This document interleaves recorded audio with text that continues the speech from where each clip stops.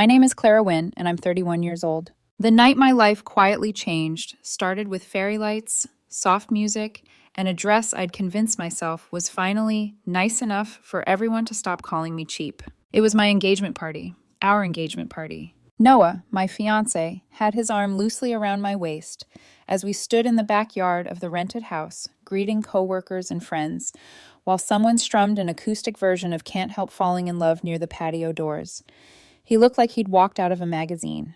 Crisp white shirt, navy blazer, the kind of easy smile that made people talk to him first.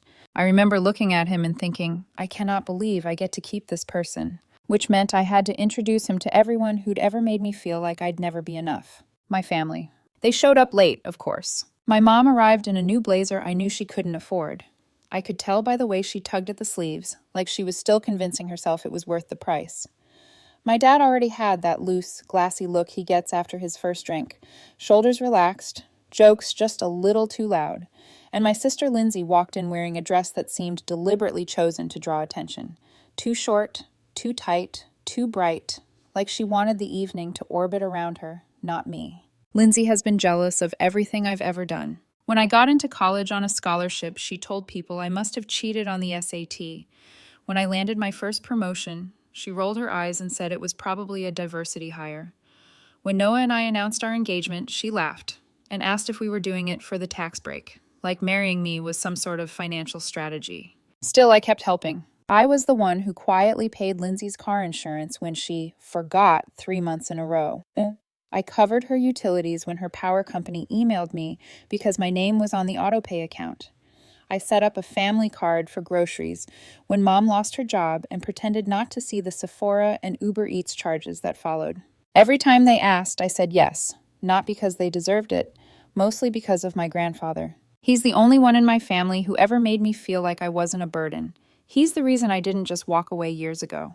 The party was in full swing. People were toasting to our future. My boss told an embarrassing story about how Noah and I met. Noah squeezed my hand under the table when my cheeks got too hot. I was standing near the center of the yard, talking to some of my coworkers, when Lindsay walked over holding a glass of red wine. She smiled. It didn't reach her eyes. Congratulations, she said. Really, Clara, I'm happy for you. For a second, I let myself believe it. Then she took a step closer. What happened next was so obviously deliberate that my brain refused to process it in real time. She stumbled, exaggeratedly. A sloppy half step that didn't match the fact that she'd barely had a drink. The entire glass of red wine arced through the air and crashed across Noah's crisp white shirt and my light gray dress. Burgundy splattered everywhere, the bodice, the skirt, my hands. It dripped down my legs into my shoes. There was a collective gasp. Somewhere behind us, a plate shattered on the patio. For a heartbeat, nobody moved. Then Lindsay said it, loud enough for everyone nearby to hear. There, she announced, her lips curling into a smirk. Now it suits your cheap taste. The silence that followed was worse than any shouting could have been. I felt my throat close, my face burned hot, then went strangely numb. Noah's hand tightened on my arm, steady and instinctive. I looked at my mother. She was already walking toward us, shaking her head with this exaggerated sigh of embarrassment. Oh my God, Clara, it was an accident, she said quickly, putting an arm around Lindsay. She didn't mean it. Poor Lindsay just had too much to drink. And then she laughed. A few of my relatives joined in, giggling like it was some kind of sitcom moment. Clumsy sister, quirky mishap, nothing serious. My friends? Thank God, they looked horrified. One of my coworkers handed me napkins with shaking hands, mumbling apologies like she had done something wrong. Emily, that's what Noah's ex was called. Years ago, she used to tease Noah that I dressed like clearance racks and coupons. I'd brushed it off back then, but hearing Lindsay say, now it suits your cheap taste, felt like both of their voices overlapping in my head. Noah shrugged off his blazer and gently wrapped it around my stained shoulders, like he could shield me from the eyes and the whispers. Come on, he said softly. Let's get you cleaned up. I didn't say anything. Not to Lindsay, not to my mother, not to anyone. I took Noah's hand and walked inside the house. In the bathroom, under the harsh overhead light, the red looked worse. The dress was ruined. My mascara was threatening to follow. I'm so sorry, Noah said quietly, dabbing at my dress with a wet towel that was doing absolutely nothing. We can leave. Say the caterer had a gas leak. Fake a sudden illness. Whatever you want. I stared at myself in the mirror, wine-stained, humiliated, small. There was a part of me that wanted to scream, to march back outside and shatter a bottle over the table and demand everyone choose a side. Instead, I heard my own voice come out calm. "We're not leaving," I said. "I'm not giving them that satisfaction." Grandpa knocked on the door a few minutes later. "You two okay in there?" he asked. Noah opened the door just enough to let him in. Grandpa looked at my dress, then at my face, and there was something like fury in his eyes, even if his voice stayed gentle. "Some people are already arguing," he said quietly. "We can cancel the rest of the night if you want." "No," I said again, my voice steadier this time. "We'll go back out. We're fine." I wasn't fine, but I was done letting them see me bleed. When we stepped back into the yard an hour later, people clapped. Not sarcastically, more like they were trying to reset the mood. Grandpa pulled Lindsay aside and said something low and sharp. I didn't hear the words, but I saw Lindsay's expression change, the smugness draining away as she rolled her eyes and walked off. The night dragged on. We cut the cake. We posed for photos with forced smiles. We pretended. But when the last guest finally left, Noah went to bed early, emotionally wrung out from trying to hold me together and civilly host the people who just humiliated us. I sat alone at the kitchen table in an oversized t-shirt, my hair pulled back, my engagement ring catching the dim light. In front of me, my laptop and my phone, 3 tabs open, my bank, the utilities dashboard, and a legal services site Grandpa had mentioned once when we talked about backup plans. My hands didn't shake. They moved with a clarity I didn't know I had. By 1:02 a.m., Lindsay's access to the family card was revoked. The phone bill she'd been leaning on me for would go unpaid in 3 days unless she figured it out herself. Her electricity, scheduled to shut off next billing cycle without my auto pay. And the best part? At 8:40 the next morning, they would all get something much worse in the mail. Eviction notices from Grandpa's property. Because this wasn't just about a ruined dress or a cruel joke. This was about the years they'd treated me like a walking safety net and then laughed when I dared to step out of line. The first ping came at 8:42 a.m., a blurry photo of a piece of paper sitting on our old kitchen table. Across the top, in unforgiving, bold letters, "Notice to vacate." My mom had circled it with a red Sharpie, as if outrage could change ink. The text started pouring in. "Clara, what is this supposed to mean? Is this a joke?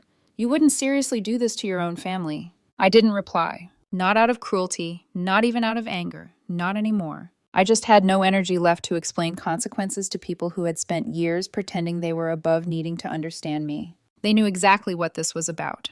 They just never believed I'd actually do it. I don't know what my family thought would happen when those eviction notices landed. Maybe they figured I'd panic, call Grandpa, and beg him to fix it. Maybe they thought the wine would dry, the stain would fade, and my humiliation would shrink down into something they could joke about at Thanksgiving. But I remembered Emily's voice in my head and Lindsay's smirk overlapping into one ugly chorus.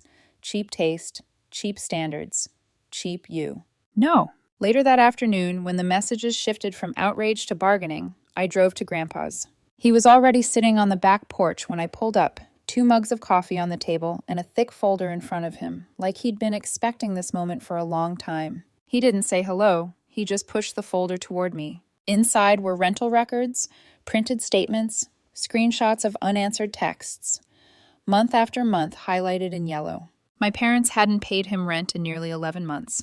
I knew it was bad, I said quietly, my eyes scanning the dates. I didn't know it was this bad. "You knew enough," Grandpa replied. "You covered a month here and there, a bill, a late fee." He took a slow sip of coffee. "They didn't see that as help, Clara. They saw it as permission. Permission to stay broken. Permission to stay dependent. Permission to keep laughing at the hand that fed them." "I called my lawyer this morning," he went on. "Those notices they got? They're real. They have 2 weeks to vacate the house or face formal eviction proceedings." A tiny part of me flinched. The kid inside who still wanted her mother to be the hero, not the problem. "You're sure?" I asked. "There's no halfway?" He looked at me over his mug. "They're grown," he said. "They've had halfway options for 15 years. This is the part where they learn that actions have consequences." Then he did something that caught me off guard. He leaned back, stretched his knees, and nodded toward the kitchen window where Noah had once helped him wash dishes after a Sunday lunch. "Camille and I have been talking," he said, "about the house, about the future." I swallowed. "Okay." "When they're out," Grandpa said, This place is going to feel too big and too empty for just the two of us. And I'm tired of renting to people who see me as a doormat with a pension. So I'm asking you and Noah, would you like to move in? The question hung in the air like something sacred. We just signed our apartment lease, I said weakly. We've barely unpacked. And? Grandpa shrugged. You can get out of a lease easier than you can get out of a family that's trying to drag you under. You want a home with people who are happy for you? Or a place where you're bracing for the next blow? I thought about the engagement party, the red wine, the laughter, Noah's hand on my back in that bathroom as I tried not to cry. I thought about coming home to messages asking for money and never once asking how I was. Behind Grandpa, through the screen door, I saw Camille moving around the kitchen, labeling glass jars and humming under her breath. Noah and I had never really let ourselves imagine living here. It always felt like their house, my parents' house, the place they claimed as ours when they bragged to relatives, even though they'd never paid for it. Now, for the first time, it felt like a real option. Yes, I heard myself say, we'd love to. Grandpa smiled, the kind that crinkled the corners of his eyes. Good, he said. Time this house belonged to someone who didn't treat it like a bottomless ATM. That night, while Noah packed a suitcase and I went through our apartment canceling services, the real fallout began. Lindsay's power went out first, then the Wi-Fi, then the water heater. I got screenshots from mutual friends of her Instagram story, blurry selfies lit by candles, captions like, "Can you believe people sabotage their own blood? Bitter doesn't even cover it." She didn't tag me. She didn't have to. Everyone knew. Mom called, then texted, then called again. "Clara, this is too far. We're family. You can't put us out on the street over a little accident." Dad tried his version. "You've made your point. Turn the utilities back on and tell your grandfather to calm down. We'll figure out the rent." I stared at my phone, thumb hovering over the reply button, and realized something. There was nothing left to say that hadn't already been ignored. Instead, I opened one more tab on my laptop and sent a final message to the utility company. Remove my name entirely from the account. No more autopays, no more extensions, no more anything. Whatever happened now, it would be on them alone. By Friday night, they were living in a house where half the outlets didn't work, the water ran cold, and the internet was a memory. The safety net they'd been bouncing on for 15 years had finally snapped. Sunday afternoon, Grandpa sent the message that sealed it. A group text to my mom, my dad, and Lindsay. "You have 2 weeks. I expect the keys returned on time. If you need to figure something out, do it elsewhere. This house is no longer your problem." I could almost hear my mother's indignant inhale in the silence that followed. That same evening, Lindsay showed up at Grandpa's door with a bottle of wine tucked into the crook of her arm and an apology already forming on her lips. Camille answered. I watched from the top of the stairs as Lindsay launched into her routine, eyes wide, teeth bared in a strained smile, voice dripping with rehearsed remorse. "Camille, I just wanted to say how sorry I am about the other night," she started. "I've been under so much stress and—" Camille listened for exactly 5 seconds. Then she smiled politely, said, "We're not available for this," and closed the door in her face. Lindsay stood there for a moment, staring at the wood, as if it had personally betrayed her. Then she turned and stormed across the lawn, her heels sinking into the grass. It hit me then. They weren't just being taught a lesson. They were finally being shown what it felt like to not be protected, to not be rescued, to be treated like exactly who they were. People who chose pride over peace, again and again, and assumed someone else would always mop it up. By the end of the second week, they were unraveling. Lindsay tried to spin the narrative online, posting cryptic nonsense on Facebook with a sunset photo that read, "Sometimes family isn't blood. Sometimes it's a bunch of snakes wearing suits." Her friends replied with the usual cheap chorus, "Preach, girl. You're better off without fake people." None of them knew she was showering by flashlight and boiling water on a camping stove. My mom called again on the Tuesday before the deadline, but this time her tone was different. The sharp edge was gone, replaced by something that sounded like shame, trying to wear dignity as a mask. "We're just asking for some understanding," she said. "Things got out of hand. Your grandfather overreacted. We're your parents, Clara. We made mistakes, but we don't deserve to be on the street." I took a breath. "Why?" I asked quietly. "Should I do anything for people who humiliated me and my fiancé on what should have been one of the best days of our lives?" There was a pause on the line. I pictured her standing in the dim kitchen with the circled eviction notice on the table. She didn't answer. That same day, I walked out of work and saw my dad standing next to my car in the parking lot. For a second, I didn't recognize him. Not because he looked different physically, but because something in his posture had collapsed. He looked smaller, deflated, like the weight of everything had finally settled where it belonged, on his shoulders, not mine. "We've been applying to rentals all over the city," he said without preamble when I approached. "Nobody's biting. Landlords want references and credit scores and cosigners." He gave a humorless laugh. "Your mother and I don't exactly have great resumes, you know." I said nothing. "Lindsay tried to get an apartment on her own," he added. "They laughed her out of 2 leasing offices. No credit, no job history that isn't half lies." Then he said the line that almost made me laugh out loud. "We never hated you, you know." It was such a ridiculous sentence that I had to look away for a second, just to keep from saying something I couldn't take back. "Hating me isn't the standard," I said quietly. "You don't get points for not actively despising your daughter while living off her and mocking the most important person in her life. That isn't love, Dad. That's entitlement with better packaging." He didn't argue. He just looked at me like a man who finally realized the ground wasn't going to rise up to cushion his fall. By Thursday, the locks on the house were changed. Lindsay showed up an hour later, banging on the door, shouting that she needed to just grab a few things. Camille opened the door, didn't invite her in, and simply pointed to the lockbox on the porch. Inside was the code to the storage unit where all their boxed-up belongings had been moved. Then she shut the door again. No yelling, no theatrics, just a boundary closing with a soft click. By Saturday, they were gone. Everything they owned was stacked in a dusty rental unit on the west side of town, next to other people's forgotten lives. And that night, Noah and I officially moved in. It was surreal, walking through the front door of the house I'd grown up visiting, knowing that for the first time, its walls weren't holding secrets over my head. Camille had labeled everything in the pantry like we were in some sort of organized Airbnb. Grandpa still used a flip phone and read the entire newspaper cover to cover every morning. But the air felt different. There was space. There was safety. There was a kind of quiet I hadn't realized I'd been missing. Noah started sleeping through the night. He laughed more. He stopped glancing at his phone every time it buzzed, bracing for another fire to put out. We began planning again. Wedding dates, guest lists, things like which flowers actually made us happy, instead of which ones would impress people who were no longer invited. For the first time in a very long time, the future didn't feel like something I had to apologize for. But peace is never just peace in my family. It's the calm between storms. And I should have known that once they were locked out of the house, it was only a matter of time before they tried to pry their way back into my life.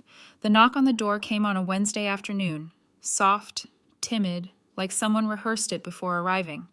I was in the sunroom with Camille, helping her refill her endless supply of labeled glass jars, when I heard it. "Expecting anyone?" she asked. "No," I said, already knowing who it was. I opened the door, and there she stood, Lindsay. Her hair was blown out, like she'd sprinted through a salon, her makeup immaculate, and in her hands, of course, was a binder. A thick one, pink with gold lettering, the kind meant to give the illusion of professionalism. "Clara," she said sweetly, like the syllables weren't soaked in years of insults. "Can we talk?" Camille raised a brow behind me. "It's fine," I told her. "I'll handle it." I let Lindsay in, watching the way her eyes swept the hallway, jealousy flickering just beneath the surface. She'd grown up considering this place hers. The wallpaper, the worn banister, the floorboards she used to stomp down in muddy shoes. She had no idea how foreign the air had become without her in it. She sat at the dining table and immediately opened the binder. "I'm here to talk about something important," she said, sliding glossy pages toward me like she was pitching a startup to a venture capital firm. "I'm starting a business, a pop-up boutique. It's all here. Logos, mood boards, budget projections that look like they were written by someone who thinks money grows in Instagram comments. And," she continued, folding her hands, "I want you to invest." I blinked, slowly. "You want me to invest?" "Yes," she leaned forward. "Look, I know things got ugly, but we're still family, and family sticks together." There it was, that word again, family. "Their favorite weapon." "Lindsay," I said, keeping my voice neutral, "you threw wine at me at my engagement party." She waved a hand. "People say things when they're stressed, or jealous, or drunk. It was one moment. We shouldn't hold on to petty things." Petty. As if months of unpaid bills, a decade of manipulation, and an orchestrated humiliation were all playground squabbles. "You humiliated me, publicly," I reminded her, "and Mom laughed, and you all piled on afterward." "That wasn't, Clara, it wasn't that serious." She sighed dramatically. "Besides, we're struggling right now. I'm living out of suitcases. The apartment has mold. Mom's barely leaving the house. Dad is, she shrugged, trying, I guess. I just need one person to believe in me, one member of my family. A guilt cocktail. Classic. I stared at her binder, the glossy pages she'd probably assembled at 2 a.m., imagining that professionalism could be printed. Can I think about it? I asked. Her shoulders relaxed a fraction. Yeah, of course. I knew you'd understand. She left the binder on the table like a trophy she'd already won. But as soon as she walked out the door, I did the thing I knew would unravel everything she'd just pitched. I called someone. A friend from college worked in the office of the very apartment complex Lindsay had moved into. Hey, I said when he picked up. Just checking something. Lindsay Wynn. What's her status? There was a pause, then a soft whistle. Already late, he said. If she doesn't pay by the end of the month, she's gone. No cosigner, no credit, nothing. I thanked him and hung up. The truth was worse than she'd pretended. They weren't just struggling, they were drowning. And Lindsay wanted me to be the life raft she could drag under with her. That's when the idea formed. Not revenge, not cruelty, just clarity. I told Noah that night. He didn't love it, but he didn't stop me. 2 days later, we went to a sleek condo building across from Lindsay's rundown complex. Clean lobby, high ceilings, gated parking. The kind of place she would have used as a backdrop for bragging selfies. We applied for a unit in Lindsay's name, with me listed as cosigner. We passed immediately. The next morning, the leasing office called her. Congratulations, you're approved. We can schedule your move-in date as soon as you're ready. I could practically hear her squealing from across the city. She must have imagined herself finally climbing back into a life worth envying. And then, 48 hours later, I withdrew the application. Not because I wanted her homeless, but because I wanted her to understand something she'd never internalized. When you treat people as tools, the day will come when the door they once opened for you closes. She found out when she arrived for a tour and the leasing agent informed her politely that her co-signer had pulled out of the agreement. She texted me a single word. Wow. I didn't reply. Because this wasn't the end of the unraveling. It was the warm-up. A week later, I got a call from my uncle, my dad's younger brother, a man I hadn't spoken to in years, but who never bought into Mom and Lindsay's theatrics. He didn't waste time. Your mom's been talking, he said. About what? You stealing from Grandpa, that the house transfer was fraud, that he wasn't all there. The words hit me like ice water. Emily's voice overlapped in my mind again. Cheap taste, cheap girl, and I realized something chilling. This was the same playbook. When they couldn't shame me, they'd frame me. I hung up and walked into the living room where Noah was folding laundry. They're claiming I manipulated Grandpa, I said. They're telling people he wasn't mentally sound. Noah's jaw clenched. That's dangerous, Clara. I know. The next day, I went straight to Grandpa with the news. He was in the garage, sitting at his workbench, cleaning one of his old pocket knives with the patient, deliberate movements of a man who'd spent his whole life fixing what he could and letting the rest burn. So, he said without looking up, I'm senile now. The calm in his voice was terrifying. It wasn't resignation. It was strategy. I can make a statement, I offered. We can hire someone. He shook his head. I'm not playing chess with people who can't finish a game of checkers. But I knew him too well. This wasn't over. This was the inhale before the flame. 2 days later, he sent a group text. Dinner, Sunday, all of you, time to talk. Camille raised a brow. Noah asked if I was sure. I told them not to worry. Grandpa never lit a fire he couldn't contain. And whatever was about to happen, they had no idea what was coming. The air in Grandpa's house felt different that Sunday. Dense, charged, like the hour before a summer storm when you can feel the lightning coming. Camille had gone all out, as if she were hosting a holiday dinner for a family that actually liked each other. Linen napkins, fresh sourdough, candles shaped like tiny pears. She said ambiance mattered, even when the guests didn't deserve it. Noah stood beside me as we set out plates. You ready? He whispered. I don't think anyone is ready for what Grandpa has planned, I murmured back. At 6:02 p.m., the front door opened. First came my mother, holding a store-bought pie she didn't bother to replate. My father shuffled in behind her, looking hungover, eyes hollow, shoulders slumped. And then Lindsay, hair curled, makeup flawless, binder clutched like a shield. The same binder she had pitched her boutique idea with. An illusion of control wrapped in plastic rings. Clara, she said, like the last month hadn't happened. You look... I turned away before she could finish the sentence she didn't mean. Camille motioned everyone to the dining room. The table glowed under soft lights. Grandpa sat at the head with a mug of black coffee, looking calm in a way that only truly dangerous people can manage. "Let's sit," he said. Everyone settled, except Lindsay, who perched like she was waiting for a cue line in a play only she was starring in. Grandpa didn't take a bite of the food Camille offered him. He didn't sip his coffee. He didn't make small talk. He just reached beneath his chair and pulled out a manila folder thick enough to change lives. "Before anyone starts fake forgiving anyone," he said, "I want to make a few things clear." My mother shifted in her seat. "Dad, let's just—" "No," Grandpa cut in sharply. "You had your turn. This is mine." Silence dropped over the table like a stone. He lifted the first document, an official medical report stamped and signed. "For the record," he said, making eye contact with each of them one by one, "I am not senile. I am not confused. My doctor says I'm in better mental shape than half the people in his waiting room." Lindsay's lips pressed tightly. Mom looked away. "So any rumors floating around about me being manipulated," he continued, "are lies." The word hung in the air, heavy, final. Then he opened the folder fully and laid out a series of notarized documents. The deed transfer for the house, the updated estate plan, the financial trust, investment summaries, legal affirmations of sound mind. My mother's eyes widened. "Dad, what is all this?" He leaned back. "Everything I own, this house, the lake house, the investments, is going to Clara, and it's staying that way." Lindsay made a sound between a gasp and a whine. "You can't be serious." "Lindsay," Grandpa said, his voice suddenly sharp, "don't start." My mother pushed back her chair slightly. "So we're just cut off?" Grandpa's eyes hardened. "You were never on. You just kept plugging in." Noah's hand found mine under the table. My pulse thrummed through my fingertips. Lindsay jumped in, voice trembling with practiced indignation. "This is ridiculous. Families don't discard people. You're punishing us over a single mistake at a party?" I apologized. I didn't even need to speak. Grandpa did it for me.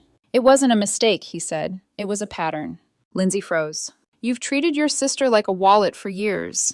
You mocked her, belittled her, used her, and then you humiliated her and Noah in front of the people who actually care about them."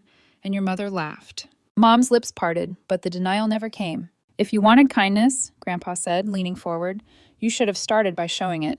The room felt electrified. Then came the final blow, the one none of them were prepared for. "From this day forward," Grandpa said, his voice steady and unshakable, "none of you are welcome here. Not for dinner, not for Christmas, not if it's raining and you need a roof. We're not doing this again." My mother shot to her feet. "You can't do this. I'm your daughter." "And Clara is my granddaughter," he replied coldly, "the only one who never took from me without giving back. You three made your choice years ago. I'm just enforcing it now." Dad grabbed his coat without a word, shoulders heavy with a lifetime of enabling. Lindsay looked stunned, not furious, not defiant, but lost, like someone who'd spent their entire life leaning on a wall that was suddenly gone. "We'll see about this," Mom snapped. "We'll get a lawyer." Grandpa nodded towards the notarized documents spread neatly on the table. "Bring whoever you want. I've already spoken to mine." Camille escorted them to the door, not roughly, not rudely, just firmly. No hugs, no apologies, no pretending. After the front door shut, Camille returned to the dining room, sat down, and poured herself a very full glass of wine. "Well," she said, taking a sip, "that went better than expected." Grandpa sighed, suddenly looking older but lighter. "I should have done this 10 years ago." Noah and I spent the rest of the evening with them, talking about anything except what had just happened. It felt surreal, like stepping into a version of family I didn't know could exist, one anchored in truth instead of obligation. That night on the porch, Grandpa sat between me and Noah as the cicadas hummed. "Clara," he said quietly, "I'm proud of you." I swallowed hard. "For what? Cutting them out?" "For choosing yourself for once," he said. "It's about time someone in this family did." I thought that was the end. I thought that storm had finally broken and cleared. But 3 days later, an envelope arrived in our mailbox. No return address. Inside was a single sheet of printer paper, folded twice. No note, no handwriting. Just a photocopied screenshot. It was a police report, filed 3 days earlier, alleging elder financial abuse, claiming the house transfer was coerced, implying Grandpa was mentally unfit, suggesting possible criminal intent. The complainant's name was printed clearly at the bottom. Lindsay Wynn. I didn't feel shock. I didn't feel rage. Just one cold, crystalline thought. This wasn't revenge anymore. It was war. The moment I saw Lindsay's name on that police report, I understood something with a clarity that made my skin go cold. She wasn't trying to hurt me. She was trying to erase me. Because in her mind, the world made sense only if she was the center of it, if she was the daughter worth saving, the granddaughter worth protecting, the woman who deserved everything without ever earning anything. And now that she had lost all of that, she would burn the entire family tree to the ground, rather than accept she was the one who cut herself off. I drove straight to Grandpa. He was in the living room when I walked in, watching one of those old westerns he loved, the kind where the hero never raises his voice and still wins. "Grandpa," I said, holding out the paper. He muted the TV, took the sheet, and read it without a twitch of emotion. Then, with the same calm he used to fold laundry, he walked to the fireplace, tossed the report inside, and struck a match. The flame flared, curling the page into blackened petals. "Let her dig," he said. "All she's going to hit is rock." But I wasn't as calm as he was, not yet. Because this wasn't just rumor. This was legal. If this had gone to the wrong officer, someone unfamiliar with elder law, it could have spiraled. Camille sensed the tension immediately. She grabbed her reading glasses, flipped open her laptop, and contacted their family attorney faster than I'd ever seen her move. Within 24 hours, he had already filed a response. Not just any response, an obliteration. He attached Grandpa's full cognitive assessment from 2 months ago, video footage of Grandpa signing the deed transfer willingly, time-stamped, phone logs showing he initiated the estate changes with the lawyer, financial records showing years of stability, witness affidavits from 2 neighbors who saw him drive himself to appointments, a written statement from Noah, and one from Camille. The detective assigned to the report called Grandpa directly. He talked to him for 12 minutes. Later that evening, the detective left a voicemail saying, "Mr. Bray, there is no merit to this report. The case is closed." That should have satisfied me. But something inside me wasn't done. Something that had been simmering since the engagement party, since the wine, since cheap taste. So I made one final move. Not emotional, not dramatic, just factual. I sat down at Grandpa's desk, opened a fresh email, and attached screenshots of every time my family begged me for money, messages where they mocked Noah behind his back, utility records they dumped on me, statements showing 11 months of unpaid rent, the engagement party photos where Lindsay wasn't even holding her wine glass by the time she stumbled, her Instagram post playing victim afterward, the fake business plan she tried to lure money out of me with, the full police report she filed against me, and finally, Grandpa's medical evaluations and notarized estate documents. I didn't add commentary. I didn't insult anyone. I didn't ask for support. I simply titled the email, "Setting the Record Straight," and sent it to all of my mother's siblings, their spouses, my cousins, my dad's side, and the 3 family friends who'd always believed Lindsay's theatrics. Then I blocked them all. 3 days later, Grandpa got a call from the detective again, shorter this time. Just one sentence. "Ms. Wynne has been advised to discontinue future filings." Translation, she embarrassed herself. I didn't feel triumphant. I didn't feel vindicated. I just felt done. A week later, an envelope arrived addressed to me. Handwritten. Neat. My mother's handwriting. Inside was a letter. Not an apology, not really. She wrote, "I wish things hadn't gotten so ugly. I don't know how it went this far. I miss the old days. Tell Noah I'm sorry for the shirt. Tell Emily I'm sorry for the dress." She signed it with a heart. I read it once, then fed it into the fireplace. Because sorry doesn't count if it comes after the damage is done. It counts before you pick up the glass of wine, before you laugh at your daughter, before you try to steal a home she was given. And by then, everything was already scorched. Lindsay ended up moving in with a bartender she met at her temp job. Word through the grapevine was she slept on a mattress on the floor and paid rent she could barely afford. My parents, still in a cramped apartment outside the city, no internet, flickering lights, no help left to drain. The pity ran out, and eventually, so did the people. As for us, we got married last spring. Small ceremony, nothing fancy, just the backyard of the house my family used to claim as theirs. My dress was simple and beautiful. Noah cried first, Camille cried second. Grandpa gave a toast and ended it with, "To the only 2 people in this family who actually built something." Then he handed me a small black box. Inside were the keys to the lake house. "Yours now," he said. "Camille and I bought a winter place in Arizona. Too cold here for my knees." I nearly dropped the keys. Now the house is ours fully, truly, clean of old shadows. Emily, Noah's ex, no longer lives in my head. Lindsay no longer lives in my life. My parents no longer live on my back. We painted the kitchen lemon white, turned the sunroom into a reading nook with floor cushions and layered lighting.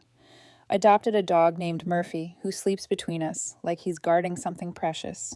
Sometimes I sit on this porch with a cup of coffee and watch the sunrise.